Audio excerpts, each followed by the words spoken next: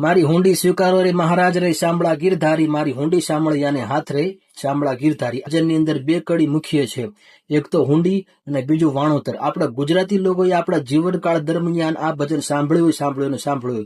તો આ ભજનની અંદર જે મુખ્ય બે કડી છે, એક હુંડી અને બીજું વાણોતર, એની આજે આપણે વિખાવણી કરીશું. તો હુંડી એટલે શું થાય ને વાણોતર એટલે શું થાય, ધ્યાનપૂર્વક સાંભળજો.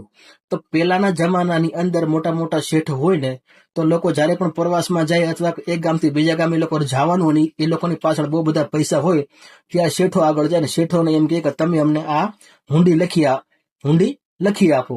કેમ કે વચ્ચે જાતા કોઈ ડાકુ લૂંટારા બારવટી અમારી પાસે ત્યાં ધન દોલત પૈસા ન લૂંટી લે, એટલા માટે તમે હુંડી લખી આપો. તો હુંડી એટલે ચેક થાય, ચેક.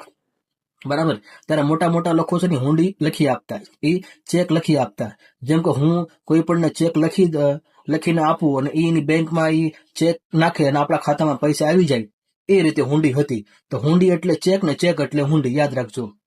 તો 5 પ્રવાસીઓ નરસિંહ મહેતાના ઘરે આવે છે. નરસિંહ મહેતાને કહે છે કે શેઠ તમે અમને હુંડી લખી આપો, અમારે જવું છે દ્વારકાધીશના મંદિરે દર્શન કરવા, દામોદરમાં નાહવા માટે.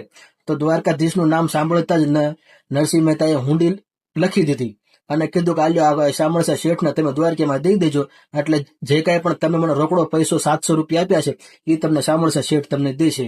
ત્યારે જે કોઈ પણ 5 પ્રવાસીઓ હતા એ દ્વારકાની અંદર ગયા અને પૂછે છે કે શામળસા શેઠ કોણ છે. ત્યારે શામળસા શેઠ એટલે કે ભગવાન કૃષ્ણ પોતે મનુષ્ય રૂપ લઈને આવે છે અને એ 5 પ્રવાસીઓને 700 રૂપિયા આપે છે અને પ્રવાસીઓને કહે છે કે હજી તમે નરસિંહ શેઠ તમને મળો તો નરસિંહ શેઠને તમે કહેજો કે આવા નવા કામ મને આપે.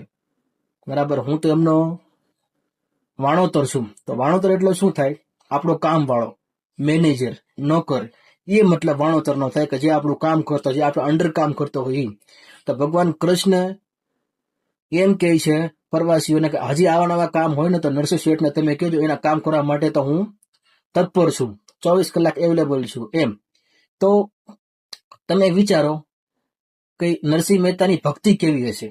અને જે 700 રૂપિયા એ જે પ્રવાસીઓ નરસિંહ